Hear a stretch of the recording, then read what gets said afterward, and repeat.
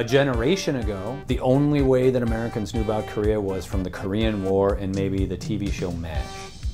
Within the last 10 or 20 years, when you think of Korea, you think of North Korean nuclear weapons, Korean companies such as LG and Samsung and Hyundai, Korean food, democratization in South Korea, K-pop girl groups like Girls' Generation that are popular around the world now. So Korea now has become a global economic power. It's an important political or security issue. And culturally, it's moved far beyond being a small country somewhere over in East Asia. There's so much interest and question of what is East Asia and how it will be in the future. And I feel that through the Korean Studies Institute, we're able to ask questions about contemporary issues. The problem with North Korea is that the fact that there is indeed a food shortage and also the inability to access food, that these things are... In my experience as a scholar who's working on these topics, the Korean Studies Institute and USC welcome really cutting-edge scholarship that's being done on North Korea, scholarship which challenges us and is of incredible contemporary relevance. Why do you think North Korea on the one hand made an agreement and on the other hand decided to abrogate it? We want to shape public debate and we want to inform policy both in South Korea and the United States. We do this through a combination of scholarship, of being public intellectuals, of linking to the community. As a Korean Studies Institute fellow, I'm really able to meet prominent figures of the Korean community.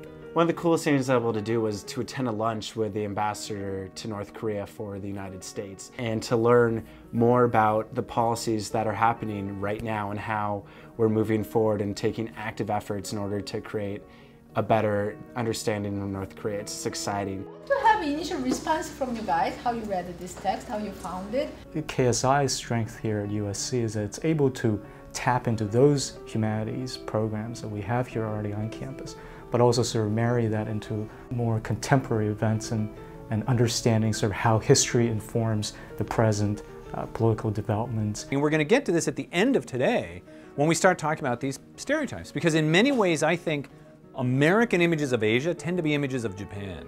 We've instituted a Korean Studies minor. By offering a minor, it gives students a more dedicated focus and understanding of the dynamics in the region, just having a specialized understanding of Korean studies, and just gives them an extra edge when they go out into the market after USC. Pollution is as much a part of the economic relationship and where the factories are located and who's buying what from whom.